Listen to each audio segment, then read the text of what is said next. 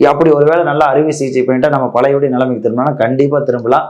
6 வாரங்கள்ல இருந்து 12 வாரங்கள், அதாவது 1.5 மாசத்துல இருந்து 3 மாசத்துல நீங்க பழைய நிலைமைக்கு திரும்பலாம். லைட் ஒர்க்னா 6 வாரத்துல, மைல்டு சாஃப்ட்வேர் ஒர்க் அந்த மாதிரி ஒர்க்னா 6 வாரத்துல போகலாம். நல்லா ஹார்ட் ஒர்க் பண்றவங்களா அதனா ஒரு 3 மந்த்ஸ்ல போகலாம்.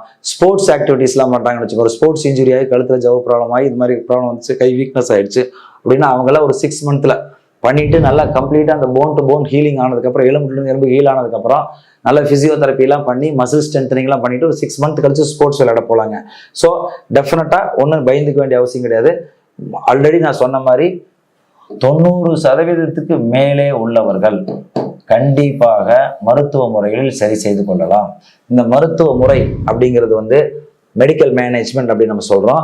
இதுல ஸ்டேஜ் 1, ஸ்டேஜ் 2 இந்த பல்ஜ் ப்ரொலாப்ஸ் இது கண்டிப்பா மருத்துவ முறைகளுக்கு சரி செய்து கொள்ளலாம். எக்ஸ்ட்ரூஷன்ல ஒரு மெஜாரிட்டி மைல்டு டு மாடரேட் நரம்புக்கு அழுத்தம் மிக ஆரம்ப நிலை இடைப்பட்ட நிலை இருந்ததுன்னா பண்ணிக்கலாம்.